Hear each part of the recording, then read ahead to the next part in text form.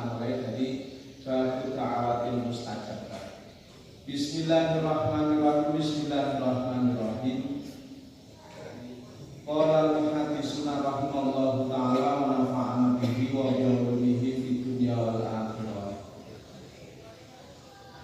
Bab da'awati utawi jelasaken pira-pira doa. Bab da'awati utawi bab jelasaken pira-pira doa al-mustajabati yang mustajab. Bab menjelaskan doa-doa yang mustajab. Berarti pemahaman kebalikannya itu ada doa yang tidak mustajab. Nah, padahal Allah sudah berjanji setiap doa itu pasti dikabulkan oleh Allah. Setiap doa itu pasti mustajabah.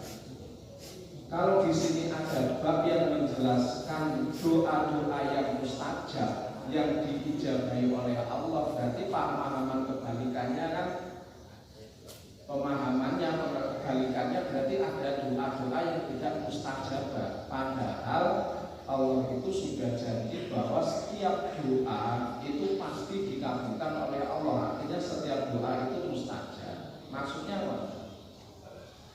Maksudnya ini bukan sifat doanya tersebut itu yang tidak mustajab, itu bukan.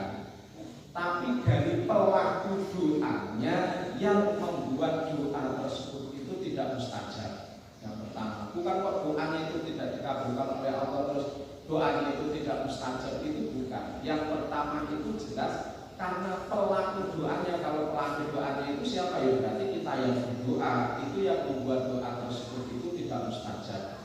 Bisa jadi karena maksiat yang kita lakukan, bisa jadi makanan ataupun minuman haram ataupun barang-barang haram yang masuk ke dalam tubuh kita. Yang kedua, memang dalam hadis, dalam dalam para ulama, ada waktu-waktu tertentu, ada waktu-waktu tertentu yang di situ memang waktu-waktu itu mustajab dakwah.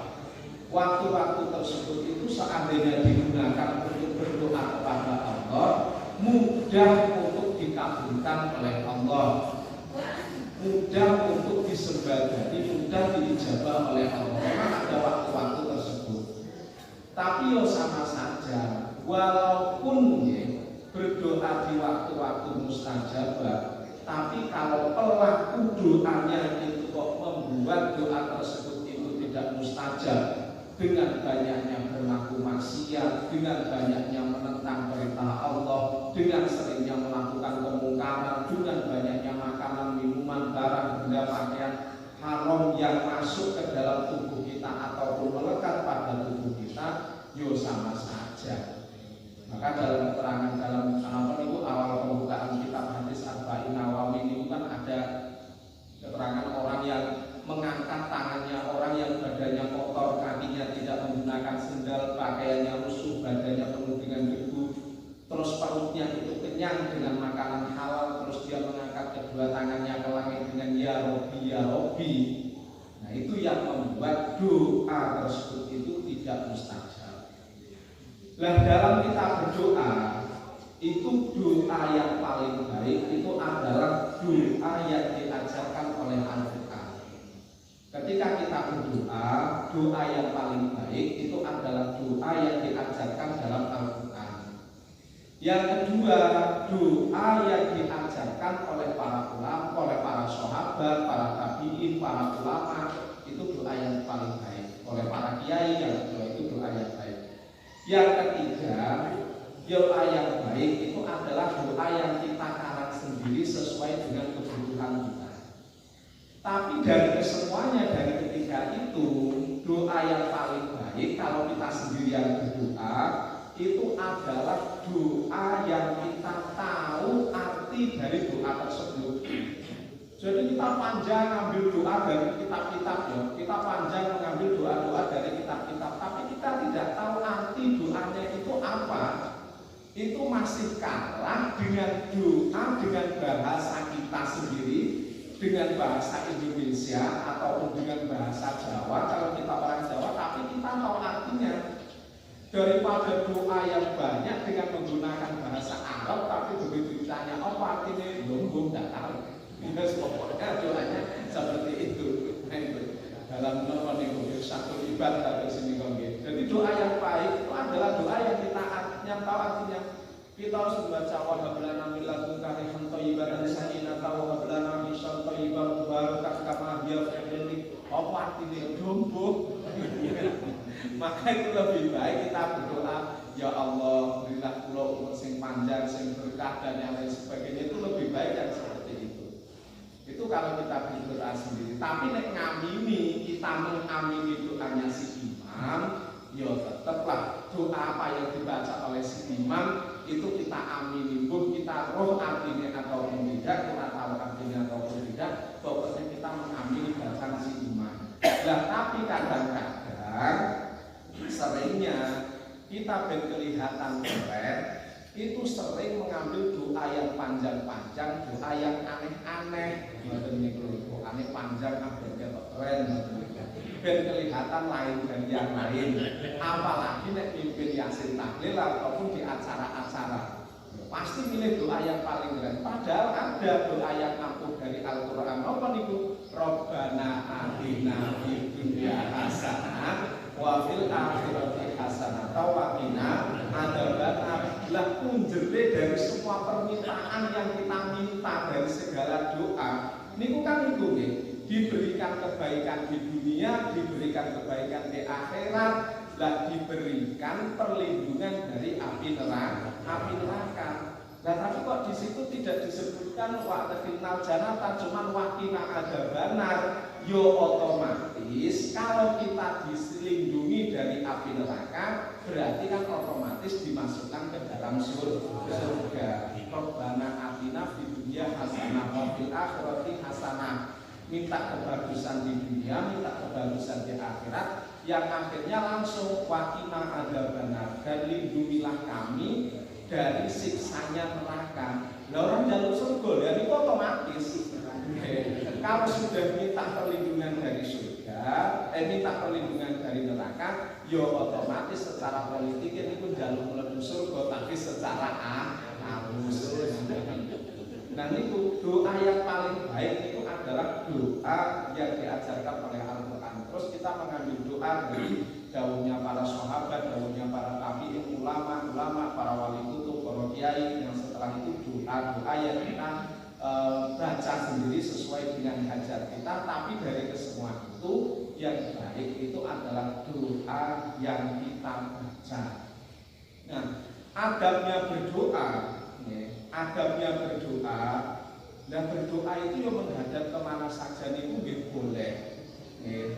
Doa itu menghadap kemana saja itu boleh. Orang kaya sholat sing nek patokan harus menghadap ke kiblat isodri, menghadap ke kiblat dengan dada. Kalau doa itu bebas, kita menghadap kemana saja itu boleh. Tapi yang lebih bagus ketika berdoa itu adalah dengan pakaian yang rapi, menutup aurat, menghadap ke kiblat. Setelah itu menghadap kedua tangan itu karena mencontoh Rasulullah itu ketika berdoa ya memang seperti ini. Bahkan sampai dicontohkan lagi seperti ini, nopo seperti ini. Sampai dicontohkan itu dalam hadis itu nek berdoa Rasulullah cangklean sini yang berwarna putih itu terlihat, berarti kan diangkat seperti ini. Ya, diangkat seperti ini. Tapi yo boten ngeten niku nggih boten. Nek koten sekeliling Ka'bah itu kan banyak Allahumma ya Allah. Kan kata niku tiang-tiang sing saking Afrika niku fulus, pokoke Allahumma fulus niku. Nggih. Allahumma fulus. Ngoten terus niku sak mutere tawaf niku fulus ngoten. Kenapa? Menurut dia nek duit itu sekabehane niku. Kan cangklekane niku ngoten. Berarti nggih sewajare mawon. Nggih kados niki nggih boten napa-napa niku namung napa niku nggih gambaran jenenge wong jaluk niki mesti ngeten ngoten kan. Ora ana wong jaluk kok Allahumma ya Allah ngoten kan. Niku seperti sampai digambarkan cangklekane Rasulullah di sini yang berwarna putih niku terlihat. Tapi nanti seandainya kita melihat orang kok tangannya seperti ini ya enggak apa-apa. Orang kok bid'ah, orang contoh Nabi ahli neraka ngoten nggih mboten. Biasa mawon. Wong nyatane kadang kita pas membaca wiridan niku seperti ini senajan itu tetap boten napa-napa.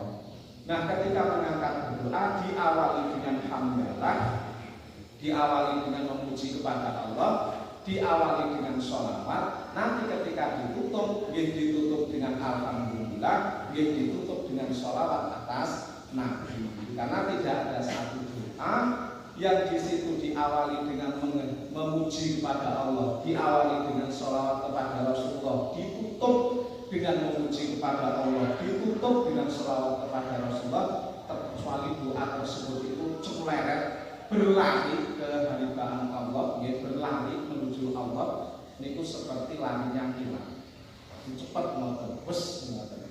Nah, tapi kalau sudah sering berdoa seperti itu ternyata kok belum dikabulkan sampai sekarang. Nah, itu doa itu syariat. Soal dikabulkan ataupun tidak, itu urusan Allah. Doa itu hanya proposal kita. Soal dikabulkan ataupun tidak, itu soalnya kota hati hamba itu tidak ada. Oh, berarti ini kalau misalkan sebelum doa itu membaca apa, sebelum doa itu puasa 3 hari, setelah itu membaca surat Yasin 10 kali, setelah itu berdoa kepada Allah, mesti hari itu langsung dikabulkan oleh Allah. Tidak ada jaminan. Artinya segala sesuatu dikabulkannya seketika itu, nanti ataupun besok, itu adalah haknya Allah.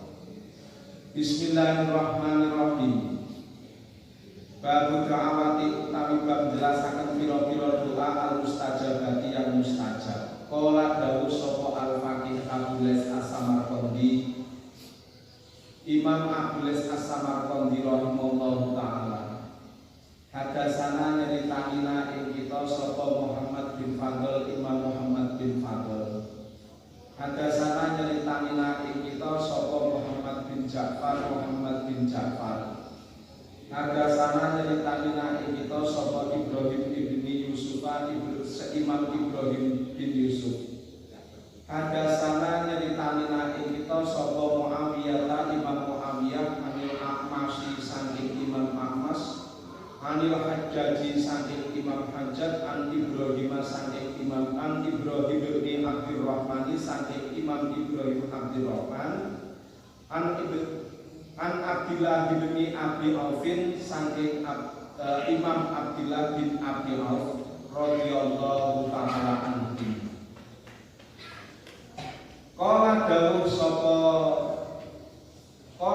sapa Abdullah bin Abi Auf kadita. Ata dateng kan Nabiya ing Kanjeng Nabi Muhammad sallallahu alaihi wasallam, datang kepada Rasulullah sapa rajulun, seorang laki-laki, minal a'rabi saking pedalaman.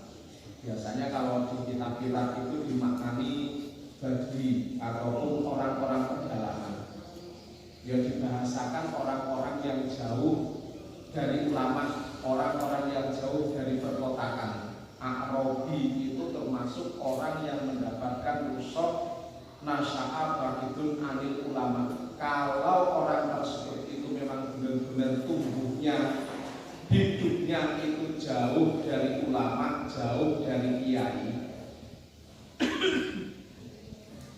tidak ada fasilitas untuk belajar, baik dengan membaca, dengan melihat di televisi, dengan HP, pokoknya tidak ada wasilah, tidak ada apapun yang bisa digunakan lantaran untuk belajar. Maka ini orang-orang Arabi ini ya, yang jauh dari ulama itu termasuk orang-orang yang mendapatkan kemurahan ketika dia tidak tahu tentang syariat-syariat Islam, tentang kewajiban-kewajiban agama Islam. Orang yang tidur, orang gila, orang yang jauh hidupnya dari ulama, dari para kiai, dan tidak ada fasilitas sama sekali untuk belajar, itu ketiga-tiganya dimaafkan. Jam 11:30 tidur, bangun-bangun sudah jam 2:30 ataupun bangun-bangun sudah jam 3. Maka dia tetap wajib untuk mengqadha sholat, tapi dia dimaafkan meninggalkan sholat karena kebablasan tidur itu tadi. Tapi kalau dia mempunyai prasangka, kebiasaan, ini aku nek turu jam 11:30, mesti kok tangine itu jam 4. Karena saya kalau tidur itu 1 jam 2 jam itu nggak cukup. Nah, kita sudah tahu seperti itu, maka bahkan ada yang mengatakan haram tidur di waktu itu. Kenapa? Karena nanti sudah pasti meninggalkan waktu zuhur. Tapi kalau kita wasiqah percaya yakin, nanti saya ini sudah menyetel alarm, saya tidur jam 11:30, saya tidur jam 11:30, nanti saya sudah nyetel alarm ini jam 11:30, ataupun saya sudah pesan kepada istri atau anak saya nanti tolong jam 11:30 dibangunkan. Nah itu boleh. Tapi kadang-kadang ini pengalaman pribadi alarm ini yo tangi tapi matanya alarm terus tuh mana? Yang sering itu seperti itu. Alarm mau titit ngoten niku dulu 5 menit nek pateni turu maneh. Iku sering terjadi itu seperti itu. Mbok nek padha lan nek kula kados niku sering. Niku terus orang gila itu tidak taklif. Orang gila itu dia dimaafkan. Ya, orang gila itu dimaafkan karena mukallaf yang wajib melakukan syariat Islam itu kan ada 3. Islam balik berakal, sedangkan orang gila itu kan tidak memenuhi syarat yang nomor 3. Apa? Berakal. Jadi ketika orang gila walaupun dia itu sudah balik, sudah besar, sudah tua, ya tetap tidak melakukan, tetap tidak terkena syariat kewajiban untuk melakukan syariat Islam. Ya termasuk yang mendapatkan pengurangan itu tadi yang ketiga, nasya'a ba'idun anil ulama. Itu zaman dahulu. Nah, tapi kalau misalkan zaman sekarang itu sudah hampir tidak mungkin ada orang yang benar-benar kok dikatakan dalam kitab yang masuk dalam kategori Arabi ataupun orang pedalaman sejam banget di dalam hutan, tidak ada fasilitas sama sekali untuk belajar. Itu di zaman sekarang itu sepertinya tidak ada. Pendakwah itu sudah sampai ke pelosok-pelosok, HP itu sudah sampai kemana-mana. Apalagi dengan kemajuan teknologi yang didukung dengan pemerataan pembangunan, walaupun yang jauh di daerah jauh sana itu pasti itu sudah ada HP. Berarti tidak ada kewajiban, berarti tidak ada kemurahan. Artinya kenapa kok tidak sholat? Karena saya tidak tahu hukumnya, sudah tidak ada kemurahan lagi seperti itu. Bismillahirrahmanirrahim. Sapa rajulun wong lanang minal Arabi saking wong desa, saking wong pedalaman. Faqala mongko ngucap sapa rajul ya Nabi Allah, duh Nabi Allah. Alimni mugi mulang panjenengan li ing ingsun ma ing barang. Ya zi kami ngikuti apa ma li ing ingsun minal Qur'ani saking Al-Qur'an. Wahai Nabi Allah, ajarkanlah kepada saya tata cara yang baik membaca Al-Quran, ataupun ajarkanlah kepada saya beberapa ayat Al-Quran, beberapa surat Al-Quran, beberapa bacaan-bacaan Al-Quran. Karena fakini mongko setuhune insun ikulah afadu orang apal sapa insun sayan ing sesuatu minal Qur'ani saking Al-Quran. Karena saya tidak hafal sedikit pun apapun itu tentang Al-Quran, itu saya tidak hafal. Bacaan-bacaan Al-Quran itu saya tidak hafal. Yang zaman dahulu kan Al-Quran di zaman Rasulullah itu kan belum dibukukan. Di zaman sahabat Abu Bakar itu kan juga belum dibukukan. Di zaman sahabat Umar juga belum. Nah, baru dibukukan secara jadinya pembukuan Al-Quran itu di zaman sahabat Utsman.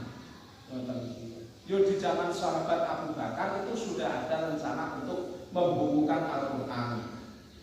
Tapi karena di zaman sahabat Abu Bakar begitu Rasulullah meninggal, terus sahabat Abu Bakar naik menjadi khalifah, dan di situ banyak pemberontakan. Pemberontakan dari orang-orang Quraisy, orang Abu Bakar, orang-orang yang sudah tadinya masuk Islam begitu Rasulullah meninggal, itu banyak yang kembali kufur lagi. Jadi sahabat Abu Bakar mendahulukan mengkondisikan keadaan Islam pada waktu itu agar damai, tenang. Di zaman sahabat Umar juga sudah seperti itu, sudah mulai dirancang, tapi benar-benar jadinya dibukukan itu di sahabat Utsman. Jadi tidak seperti kita kita sekarang ini mudah kalau membaca Al-Quran itu sudah ada bukunya, sudah ada kitabnya, bahkan ada Al-Quran yang di situ sudah dengan tanda-tanda tajwidnya. Artinya kalau misalkan yang tulisannya merah ini begini, yang tulisannya hijau ini begini, kan sekarang banyak Al-Quran yang seperti itu. Ada lagi Al-Quran yang lebih canggih yang apa? Ada pennya itu kalau kita tekankan di ayat ini nanti pennya itu ngomong. Ya, pennya itu kita letakkan di tulisan Bismillah, nanti Al-Quran, nanti apa penanya itu ada spekernya Bismillahirrahmanirrahim nuntun kita. Ya, bahkan pennya itu bisa disetel menurut kiraan, menurut bacaan siapa, bacaan imamnya Sa'ad al-Ghalibi atau bahasanya imam-imam yang lain. Nah, sudah semudah itu di zaman sekarang kok masih ada istilah orang yang mengatakan tidak tahu maka tidak dimaafkan lagi. Bismillahirrahmanirrahim. Bismillahirrahmanirrahim. Faqala mongko dawuh sapa Nabi sallallahu alaihi wasallam, Nabi Muhammad sallallahu alaihi wasallam, nek sampeyan tidak hafal satu ayat pun, tidak hafal satu surat, tidak hafal satu ayat pun dari Al-Quran pun, ngucap sapa sira subhanallahi ing lafaz subhanallah, subhana maha suci sapa Allahu Allah, walhamdulillah lan lafaz alhamdulillah, alhamdulillah sakabehane puji iku lillahi tetep kagungane Allah, wala ilaha illallah lan lafaz la ilaha illallah, ora ana pangeran kang wajib disembah iku maujud kecuali Allah. Wallahu akbar lan lafaz Allahu akbar, Allah maha besar. Wala haula wala quwata illa billahi lan lafaz la haula wala quwata illa billahi al-aliyyil azim, al-aliyyi kan agung, al-aliyyi kan luhur, al-azimi kan agung. Kalau tidak hafal satu ayat pun dari Al-Quran, maka ucapkanlah subhanallah walhamdulillah wala ilaha illallah wallahu akbar wala haula wala quwwata illa billahil aliyyil azim. Rasulullah membaca kalimat itu fa'adaha, mongko milang-milang sapa rajul ha ing kalimat fi hadiyatihi ing dalem tangane rajul khomsan kelawan liman ambara. Jadi ketika Rasulullah membaca kalimat tersebut dihitung oleh laki-laki tadi itu dengan tangannya sebanyak 5 kali. Famado mongko lewat bihatan ing dalem mangsa kang sekili lewat di masa yang sedikit setelah kejadian itu beberapa saat, summa raja'an kembali sapa rajul, laki-laki tadi setelah beberapa hari dalam waktu yang sebentar datang lagi kepada Rasulullah. Faqala mongko dawuh sapa, faqala mongko ngucap sapa rajul, ya Rasulullah, duhai Rasulullah, haulai utawi mengkono-mengkono kalimat, haulai utawi mengkono-mengkono kalimat, kalimat subhanallah walhamdulillah wala ilaha illallah wallahu akbar wala haula wala quwwata illa billahil aliyyil azim, iku li rabbi kanggo pangeran ingsun, itu li rabbi kanggo pangeranku. Semua kalimat itu tadi adalah untuk Allah. La fama mongko iku napa li kanggo ingsun. Terus doa yang untuk diri saya pribadi mana Rasul? Doa tadi itu adalah pujian, sana pengalembono, sanjungan kepada Allah. Lah doa untuk saya itu mana ya Rasul? Kala mongko dawuh sapa Kanjeng Nabi, kul ngucap sapa sira, Allahumma ighfirli warhamni wahdini warzuqni wa'afini. Kul ngucap sira, Allahumma ighfirli warhamni wahdini warzuqni wa'afini. Oke, tadi saya lupa mengatakan doa yang baik itu doa yang diajarkan oleh Al-Quran, doa yang diajarkan oleh Rasulullah, doa yang diajarkan oleh para ulama, para wali Allah, para kiai. Yang terakhir itu adalah doa yang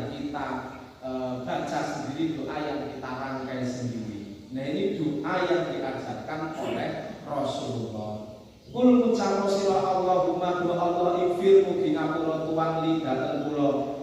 Warhamni lan mugi malasi tuan li dhateng kula.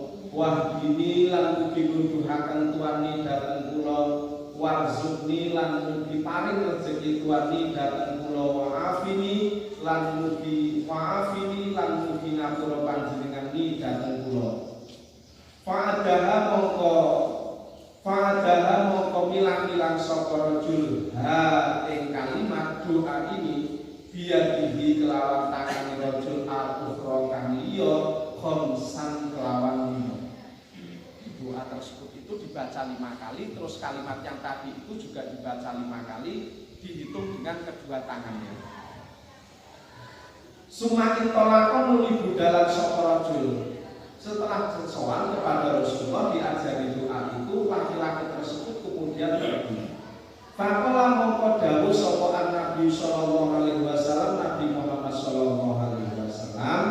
Terus Nabi Muhammad dawuh, laqad mala'a teman-teman ngebaki sapa al-Arabi wong pedalaman mau, orang Arabi tadi benar-benar memenuhi yadahu ing tangane rajul minal khairi saking kebagusan in huwa lamun setubune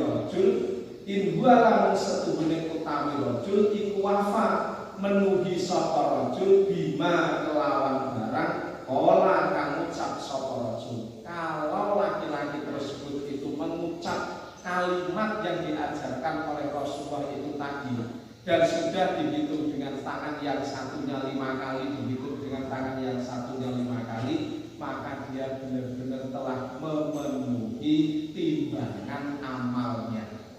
Bukan bacaan subhanallah wa bihamdihi subhanallahil azim itu dibaca setiap pagi dan sore, itu kan pahalanya sudah memenuhi timbangan kebaikan pada waktu itu.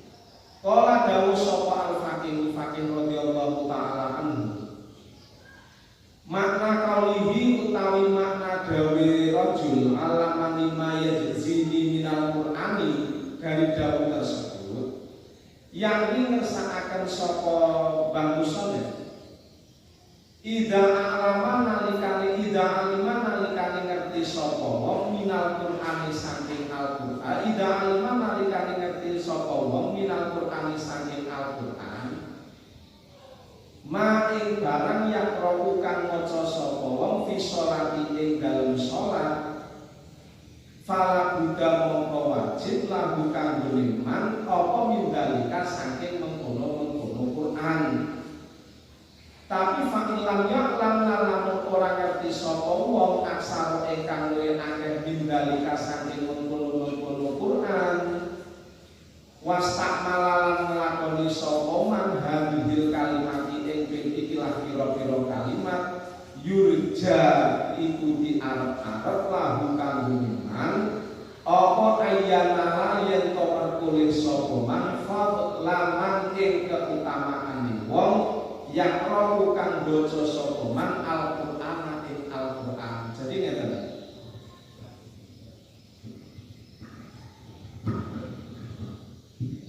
Kan pada waktu sholat itu kan disunahkan, diwajibkan. Niki yang pertama tadi kan membahas dari doa oleh Rasulullah, diwarai doa tersebut Allahumma firli warhamni wahdini warzuqni wa'afini. Dan sebelum doa itu diperintahkan untuk membaca subhanallah walhamdulillah wala ilaha illallah wallahu akbar wala haula wala quwata illa billahil aliyil azim.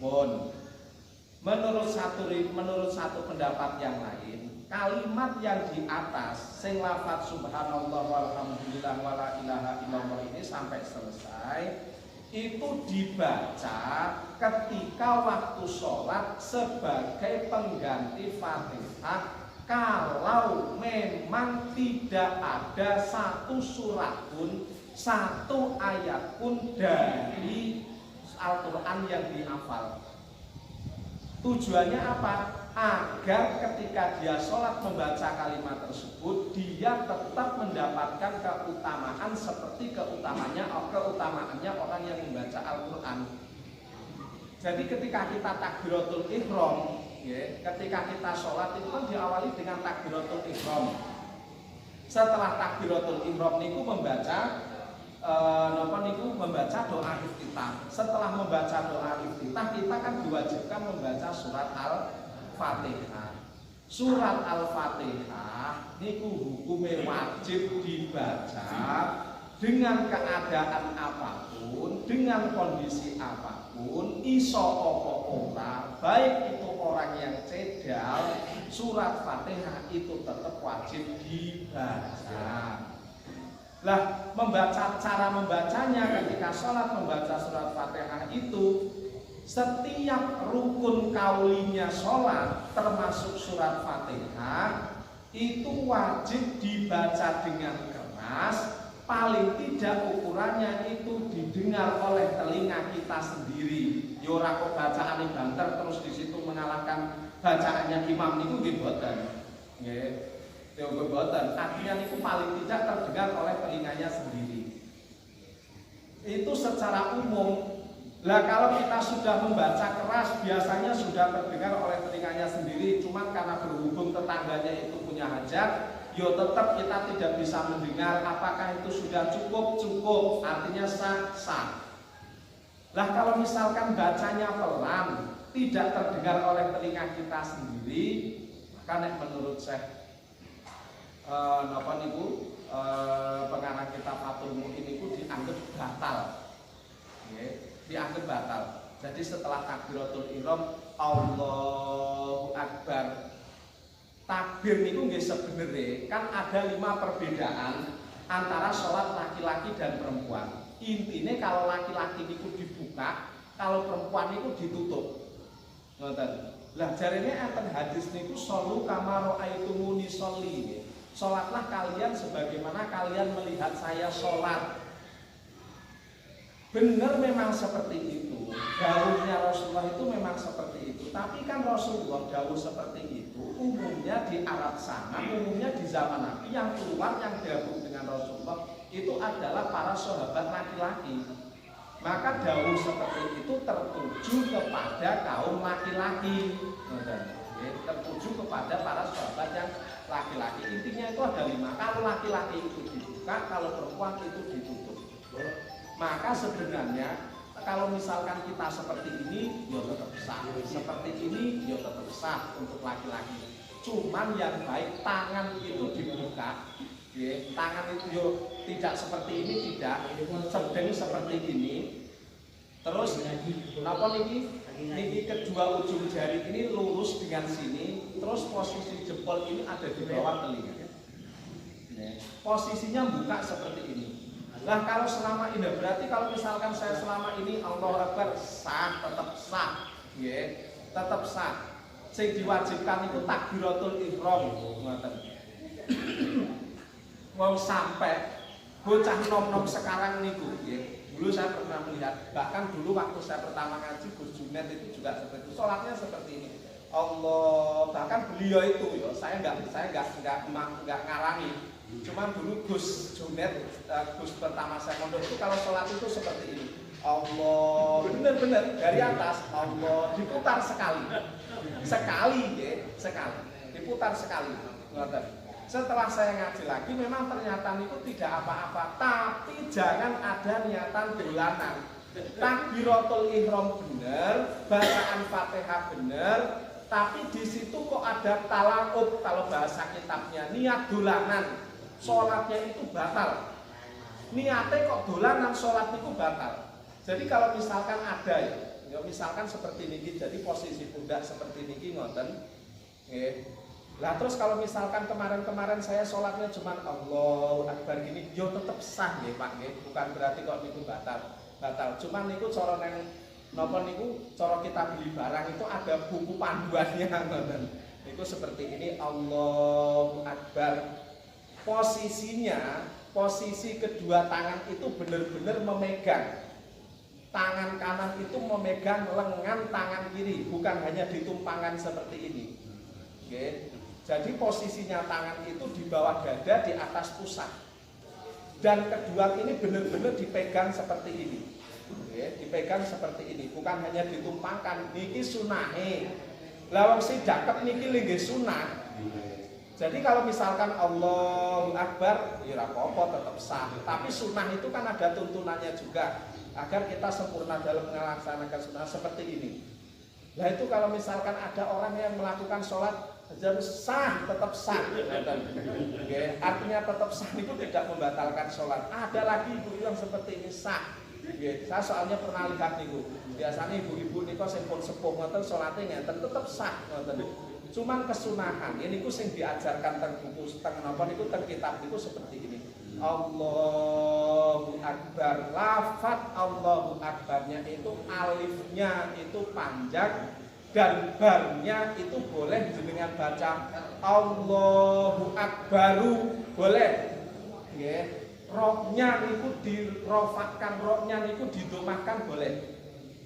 Allahu Akbar boleh. Allahu Akbaru boleh. Dibaca rohnya itu dihidupkan. Apa niku tanda apa domahe nggih? Domahe niku dihidupkan boleh. Nah, tujuannya dalam kitab diajarkan seperti itu, dalam kitab-kitab NU diajarkan seperti itu, ben kita dalam menyikapi perkembangan macam-macam wong ibadah niku ora gampang mengfonis niku salah. Ora gampang mengfonis niku sesat. Ngoten. Jadi kalau misalkan Allahu Akbar ada orang yang seperti itu, yo sah, tetap sah ngoten. Allahu Akbar tetap sah ngoten.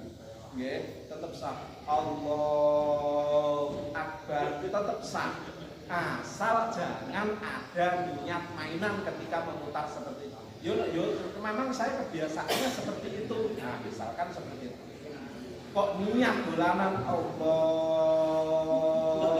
niku batal niku yang seperti ini.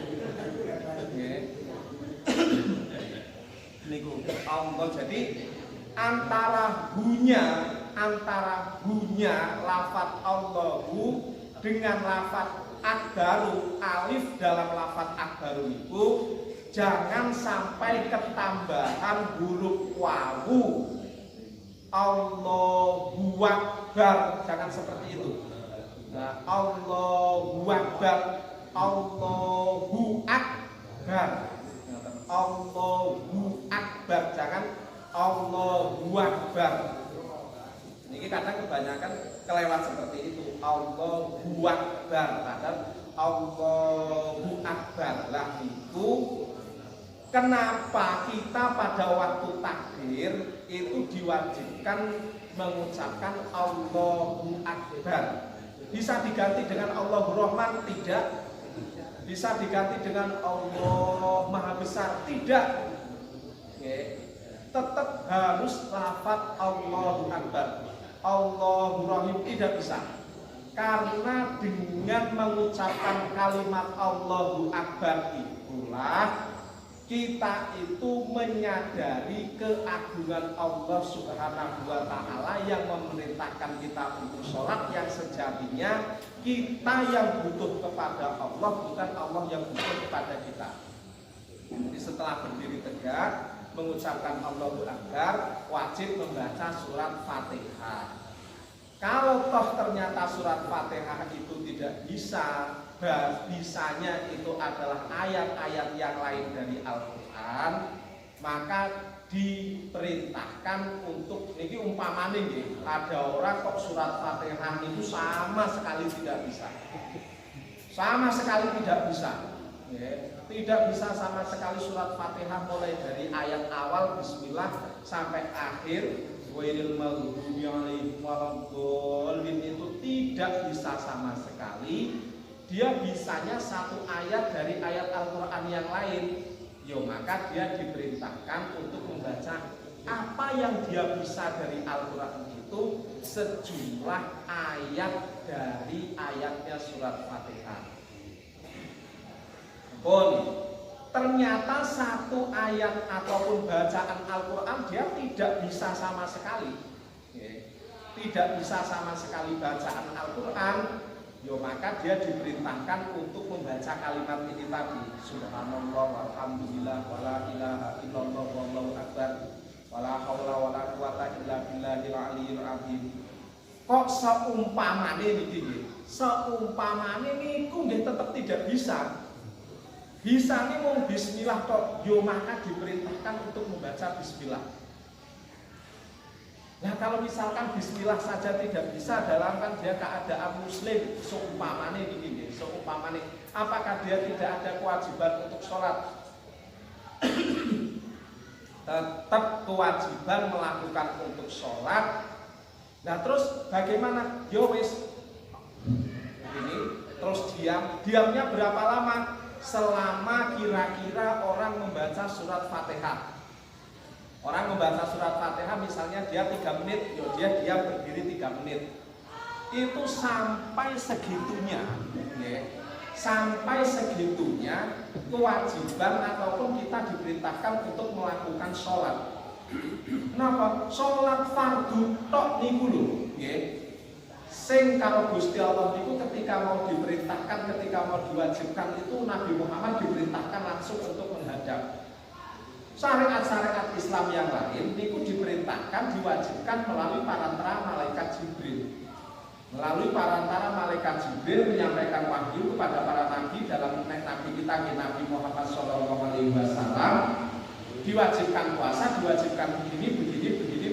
Tapi khusus untuk sholat, mergo saking pentingnya sholat, Nabi Muhammad itu sampai diperintahkan untuk dipanggil untuk menghadap langsung, dijemput karena malaikat Jibril dengan mengendarai buruk untuk langsung menghadap kepada Allah, menghadap kepada Allah, mendapatkan perintah sholat yang 50 waktu dari asalnya 50 waktu.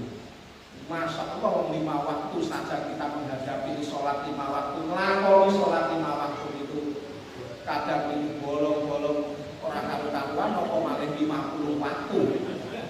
Nah, satu hari satu malam itu cuma 24 jam. Kalau 50 waktu, sedangkan itu 24 berarti kan setengah jam sekali namungan.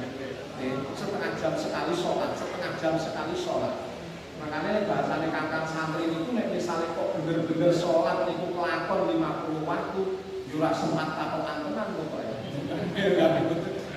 Lebar sholat, dungo, wiridan dungo, lembe metu, wis duduk maneh, adzan maneh. Nah gitu terus perputaran. Lah kan nggih sehari semalam itu cuma 24 jam, sholatnya 50 waktu. Berarti kalau 24 dikali 2 itu baru 48. Masih ada 2 waktu sholat lagi sebelum bagian maghrib. Ini kan rata-rata berarti setengah jam sekali. Mengkono niku pentingnya agungnya napa niku sholat 5 waktu. Karena sesibuk-sibuknya setan itu menggoda kita, nggih pas kita itu mau mengerjakan sholat 5 waktu. Sampai kita tidak bisa puasa karena kita tidak bisa puasa, kita bisa membayar mud, bisa membayar satu mud makanan pokok, satu mud lah ukuran Arab itu dari makanan pokok. Kalau misalkan kita belum zakat, orang wajib zakat. Kita belum bisa haji, orang wajib haji.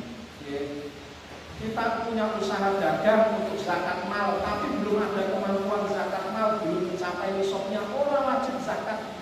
Tapi kalau untuk sholat niki tidak bisa duduk, tidak bisa berdiri, boleh dengan duduk, tidak bisa duduk, boleh dengan tidur terlentang, tidak bisa tidur terlentang, boleh dengan tidak dengan duduk tidur giling, tidak tidur giling tidur terlentang. Tidak tidur terlentang dengan gerakan matanya, dengan usaha dalam hatinya membayangkan ketika kita itu sedang melakukan sholat. Nah sudah seperti ini kok tetap tidak bisa nih disolati, disolati nek itu. Sudah seperti itu kok masih tidak bisa nih itu disolati. Jadi sholat itu tetap wajib. wajib. Kalau misalkan bacaan Fatihah tidak bisa, diganti dengan kalimat ini. Kalimat ini diganti dengan bacaan apapun yang bisa dalam Al-Quran.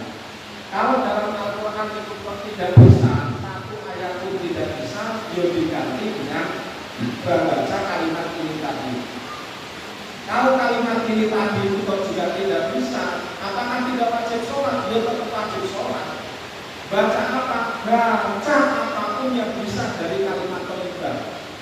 Nah dari kalimat thalibah itu tidak ada yang bisa, apakah tidak wajib sholat? Tetap wajib sholat, walaupun sholatnya itu hanya berdiri dengan diam kira-kira selama mulai dari berdirinya, rukuknya, iktidalnya itu selama orang mengerjakan sholat. Selama orang mengerjakan sholat itu jadi tetap dia tetap diwajibkan untuk membaca membaca seperti itu. Dan kalau misalkan tidak bisa dengan duduk, tidak bisa dengan berdiri, boleh dengan duduk. Kalau itu boleh dengan duduk. Kalau duduk waktu sholat, duduk waktu sholat itu ngeten. Duduk waktu sholat, niku mau duduknya seperti ini boleh, duduk tawaruk boleh seperti ini. Ini langsung duduk seperti ini juga boleh. Asal yo aja ngene. Duduk seperti ini boleh. Duduk seperti ini tidak bisa. Yang paling utama duduk ketika sedang sholat itu ngeten. Nah, niku ngeten. Mau biasanya, kenapa dikasih pilihan 3 seperti itu? Karena ketika orang sedang sakit ataupun pun sepuh, biasanya angel duduk seperti ini. Tapi yang paling baik itu duduknya seperti ini. Kalau misalkan tidak mampu untuk berdiri, terus seperti ini boleh, seperti ini boleh. Tapi tiap-tiap di akhir kados kula niku susah duduk kados ini. Yang mungkin ganjel soalnya. Duduknya seperti ini, duduknya seperti ini. Nah duduk seperti ini, duduk seperti ini dia tetap tidak bisa. Umat di lungguh itu umat. Apakah tidak wajib sholat? Ya tetap wajib. Sholatnya bagaimana? Tidur dengan miring lambung sebelah kanan menghadap kiblat itu kan dengan dada. Berarti kepalanya itu ada di sini, kakinya itu ada di sini. Jadi tidurnya itu dengan lambung sebelah kanan. Lah tapi niki sing bagi operasi niku jahitannya niku tengah lambung sebelah kanan, tidak apa-apa. Boleh dibalik kalau memang niku ada udur kepalanya di sini, kakinya niku di sini. Boleh. Tapi seperti itu tidak bisa jahitan niki wonten kan loro-loro niku. Alhamdulillah umpamane bisanya niku dengan tidur terlentang. Lah iki tidur terlentang, sholat niku kan mustaqbilal kiblatnya itu kan dengan dada. Jadi itu banyak yang salah paham. Tidur terlentang itu bukan berarti kok kepalanya di sini, kakinya di sini itu mboten. Yang dimaksud tidur terlentang itu kepalanya ada di sebelah timur, kakinya itu menghadap ke sebelah barat. Terus bagian punggungnya niku dikasih bantal yang tinggi sehingga dadanya itu bisa menghadap ke kiblat. Dadanya itu bisa menghadap ke arah kiblat. Jadi menurut pendapat sing longgar yang kita sekalian ikuti lah. Soalnya pendapatnya mengatakan yo sholat itu raiso nek menghadap ke kiblat. Harus benar-benar pancer terus menghadap ainahnya Ka'bah. Misalnya Ka'bah niku aja di sini, yo kita sholatnya di Indonesia di sebelah sini, yo pokoknya digolek garis lurus derajat ini. Nonton. Niku ada pendapat yang mengatakan seperti itu. Tapi pendapat kedua, pendapat yang kita ikuti, yo ora mungkin nek kita pancer lurus banget kalau Ka'bah niku nggih boten mungkin. Pokoknya menghadap ke arah kiri, ke arah kiblat. Mbok tengah kono itu kok ternyata menghadap tembok sing sebelah kene, apa menghadap tembok sing sebelah kene.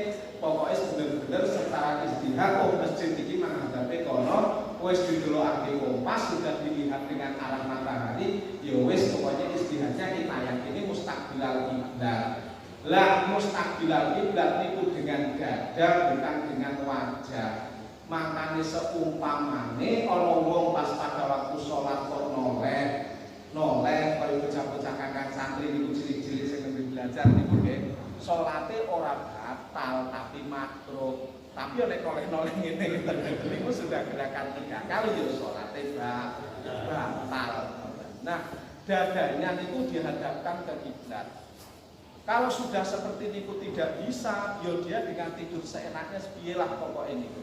Nggih. Terus di napa niku tidur seenaknya isalah dengan napa niku kedua kelopak matanya. Kalau misalnya pas pada waktu berdiri, ya dengan melek. Nanti pada waktu rukuk rodok merem. Nanti pas pada waktu sujud merem.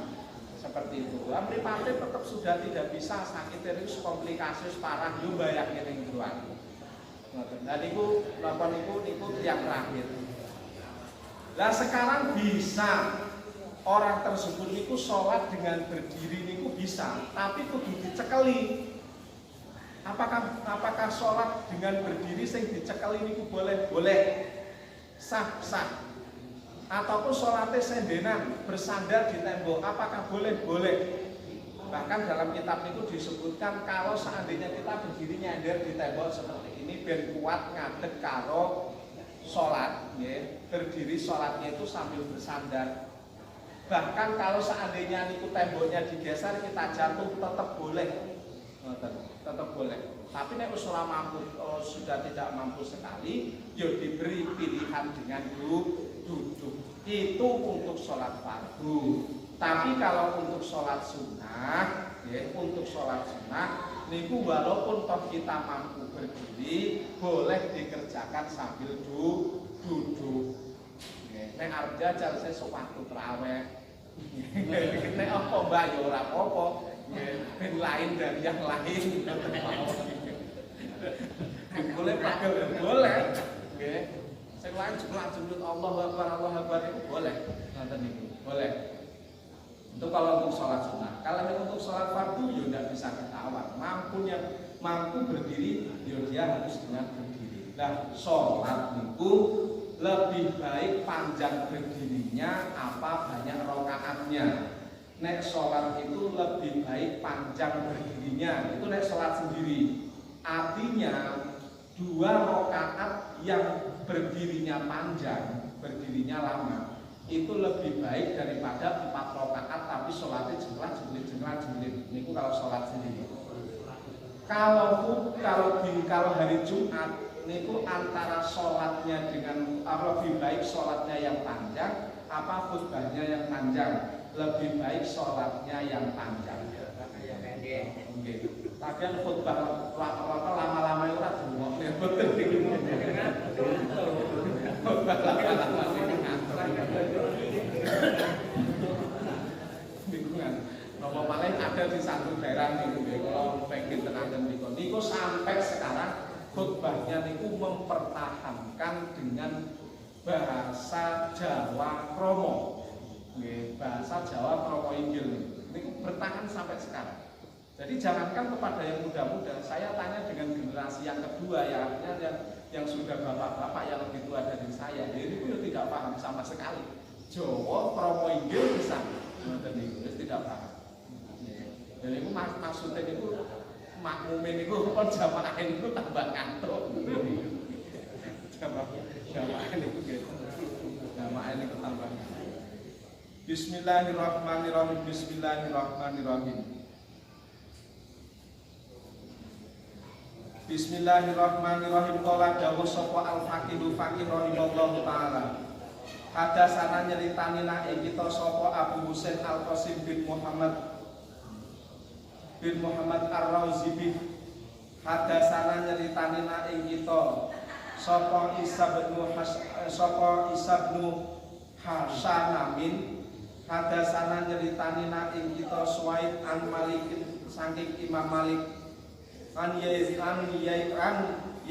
bin Hafsah saking Yazid bin Hafsah. An Amr bin Abdillah saking Amr bin Abdillah bin Ka'ab.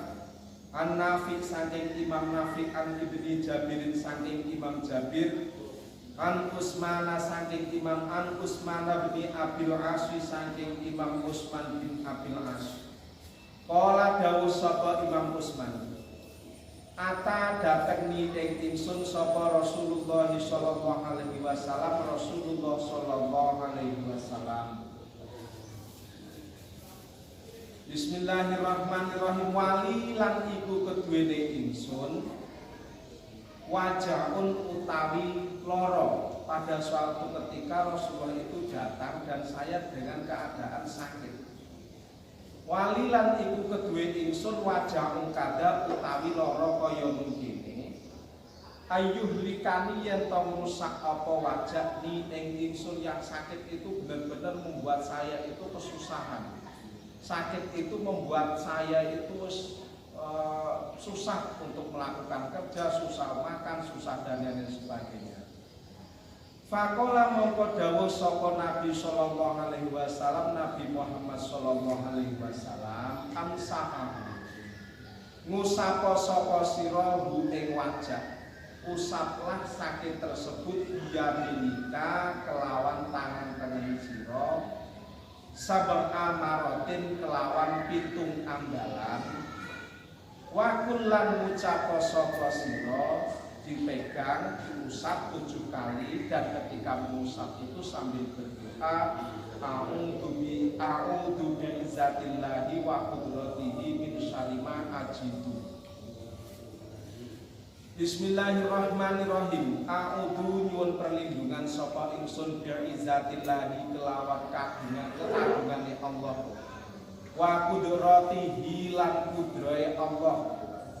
Min syarima saking ala ene perkara, min syarima saking eleke perkara ajidu kang nemu sapa ingsun. Ajidu kang nemu sapa ingsun. Wa uhadiru lan wedi sapa ingsun.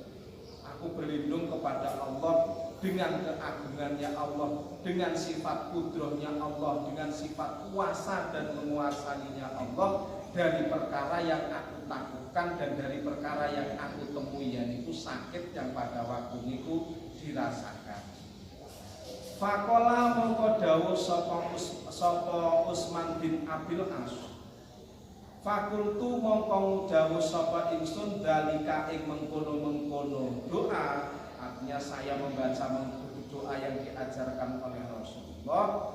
Fa'adhaba mongkong ilangaken sapa Allah ma ing sakit kana kang ana apa ma ana ikuli kang ingsun.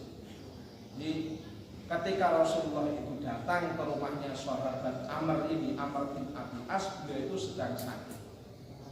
Terus Rasulullah mengajarkan doa tersebut sambil diajarkan membaca doa tersebut sebanyak 7 kali sambil diusap-usapkan. Setelah beberapa waktu dakwanya beliau, sakitnya tersebut itu langsung hilang.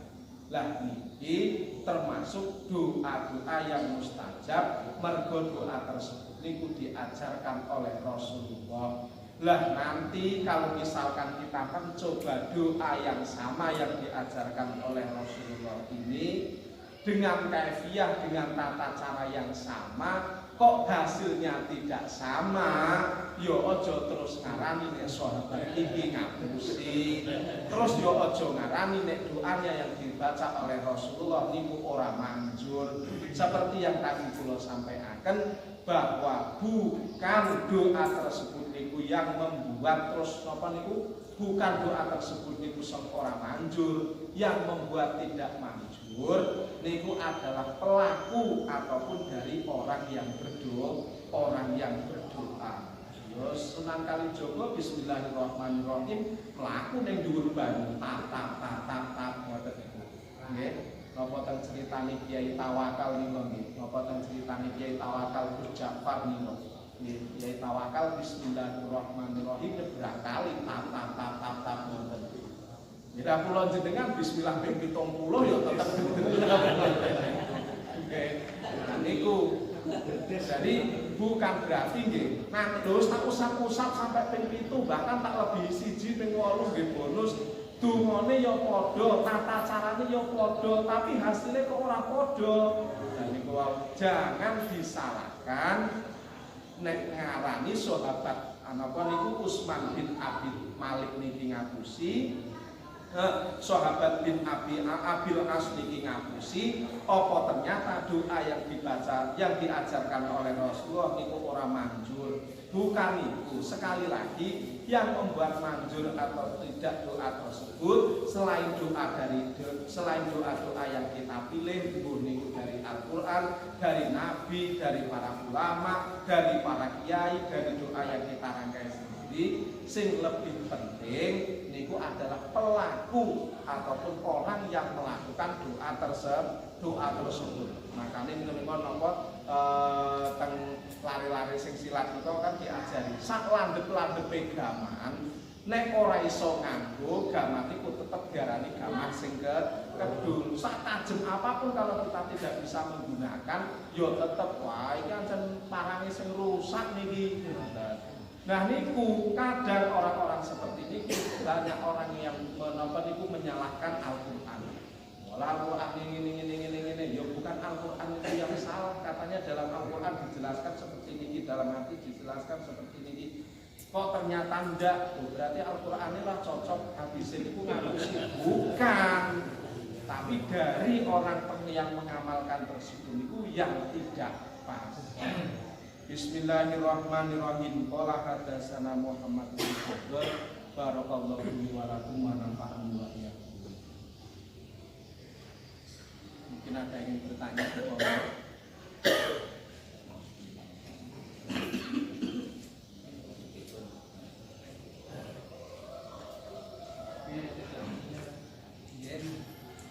Yang bisu ini bisu ini caranya membuatnya KTK kan bener-bener di tembak ke iwan kan mau mana-mana terus yang jalan ada kan. Oh, tiang bisu niku ngoten nggih. Niku tiang bisu niku napa niku disertai dengan anu mboten? Mboten nggih. Dengan apa bisu ini nggih putih ini tengah. Pengen belajar tenan kan bedanya kan. Orang bisu biasanya niku disertai dengan tuli. Orang bisu niku biasanya disertai dengan tuli. Maksudnya kan punya semua aku kan Orang bisu niku biasanya disertai dengan tuli. Nah, apakah niku wajib sholat? Wajib. Berarti baca Fatihahnya niku wajib. Nah, terus kalau dia tidak bisa, ya wajib belajar. Nah, yang menjadi problemnya bagaimana cara orang yang mengajari?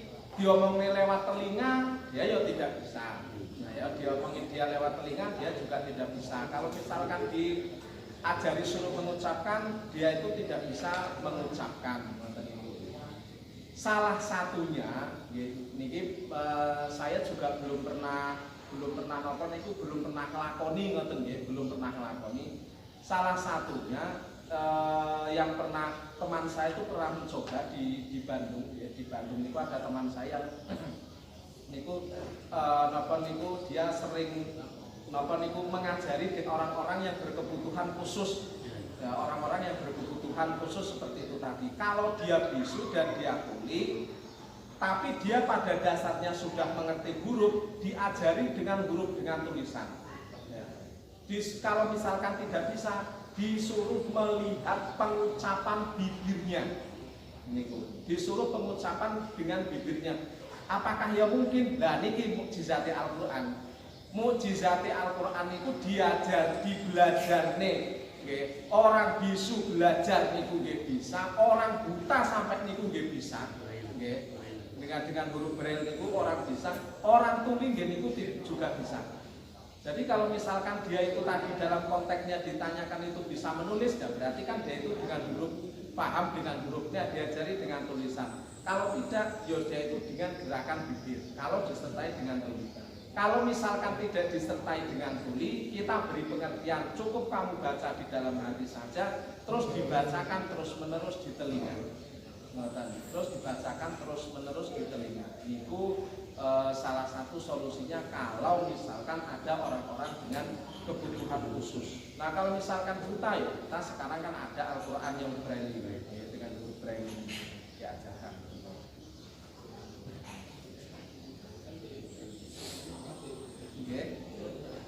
Pak, seandainya mereka tua gak pikun, apa masih wajiban itu kan? Jika gak pikun gak tua, jangan apa-apaan. Selama manusia, selama kita itu masih jasad kita masih bersatu dengan roh, itu tetap dia diwajibkan untuk melakukan sholat, ya, tetap diwajibkan untuk melakukan sholat. Nah terus tata caranya bagaimana? Kalau misalkan orang tuanya tersebut itu sudah benar-benar pikun, sudah benar-benar pikun, lupa-lupa, kadang kalau pergi itu suka tersesat dan lain sebagainya. Ini kembali ke seperti untuk anak-anaknya itu berarti kembali mengajari seperti anak kecil itu tadi. Sholatnya tetap wajib sholat, tetap wajib sholat. Terus tata caranya bagaimana? Yo dituntun oleh keluarganya. Diwarai takbiratul ihram, Mbak, tangannya diangkat. Pokoknya kaifa amkana, kalau bahasa kitabnya itu kaifa amkana, sebagaimana memungkinkan dia melakukan sholat, yo begitulah dia itu mengerjakan sholat. Terus kalau misalkan takbiratul ihramnya tidak bisa seperti yang tadi, hanya bisa diangkat, pokoknya tangannya ngangkat pergostikun, yo tidak apa-apa. Pada waktu ruku tidak bisa ruku sempurna, tidak bisa ruku seperti umumnya kita waktu sholat, hanya bisa bungkuk sedikit, mungkin boten apa-apa. Pada waktu sujud itu mampunya hanya sebentar, karena kalau sujud lama-lama itu kepalanya pusing, tidak apa-apa. Sujud itu asal kita sudah menempelkan kening, entah itu rukuk, sujud, i'tidal, pokoknya asal kita sudah menempelkan kening, kira-kira selama kita membaca subhanallah, subhanallah itu kan paling berapa detik kan, nah itu sudah cukup. Asal kita sudah menempel pada waktu rukuk, asalkan tangan ini sudah sampai lutut, itu sudah cukup. Jadi pada waktu rukuk ngeten, nah asal kedua telapak tangan ini sudah sampai niki, itu sudah cukup. Sudah cukup. Makanya enek wong kok menghormat sampai seperti ini, sampai seperti ini, itu haram. Niku misalnya lah terus yo ngukur kita sekalian, kita kan panjangnya beda-beda nih. Pokoknya asal kedua niki sudah sampai sini, nah berarti rukuk. Berarti saya kalau menghormat kepada orang kok menunduknya sampai begini, haram. Kenapa? Karena saya rukuknya batasnya itu seperti ini. Hormat kepada orang, menunduk kepada orang, kok dia itu menunduknya lebih dari rukuk, itu haram. Jadi bagaimana? Sewajarnya saja. Makanya ini kok apa nih? Misalnya internal yang santri apa saja itu malah dibuka nih. Kadang sendal abah itu kali ngangkang kali kencang-kencang itu juga nih teras masjid, malah buka nih karo abah itu. Karepen itu takjuban ya, takdim mengagungkan guru, tapi malah buka nih. Kenapa nopo? Nah masjid itu gon suci lah, sendal itu mesti suci. Apa malah gundah ning jero ning dhuwur masjid, ning teras masjid. Yo takdim, tapi nggih sewajare. Nek santri ini jangankan sendale konco, sendale jenengan sami, sendale abah mawon niku nggih kelakon digosok kok. Santri niku. Masyaallah pokoke. Jadi di niku tata caranya seperti ini. Lah tadi itu dosa mboten ya? Anu tak nyolongi mentok kiai ini kan. Oh. Itu nyantri. Kopi abah itu. Kita husnudon saja. Biasanya nek kiai niku pun apa niku pun segala sesuatu yang niku pun dihalalkan. Ya, pun segala sesuatu pun apapun yang dipakai, apapun yang dimakan oleh santri niku biasanya kali kiai niku pun dinekotnya. Tapi kita sebagai santri orang peh dihalal nih terusan. Terpaksa. Makanya kalau saja kalian rencang-rencang pokoknya sing umai nang sekitar pondok kok nandur wit sing enak dipangan, neng pinggir dalan wis pokoknya niatne iku wis napa niku nandur ning bocah niku. Jadi kok ngajenge ngen kula niku asem sunti kok sing kecut-kecut iki kok. Ngen niku dipendeti di mana wonten kecut e kados niku. Sing santri kan gerakan. Pokoknya niku di napa niku niate wis ora usah Napa niku wis aja ngaruh iki kok nek sepanen ngeten iki Mas.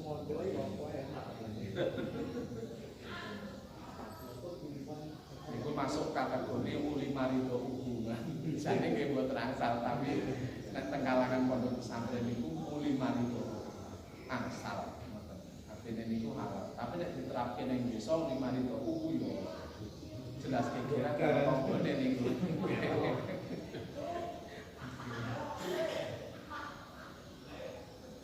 Sampun nggih. Sampun dengan keistiqomahan kita ngaji bareng-bareng belajar bareng-bareng seperti ini Allah memberi keberkahan pada umur kita, rezeki kita, kepada keluarga kita untuk menuju ke apa itu sentausaan keamanan keberkahan di dunia wal akhirat. Al-Fatihah.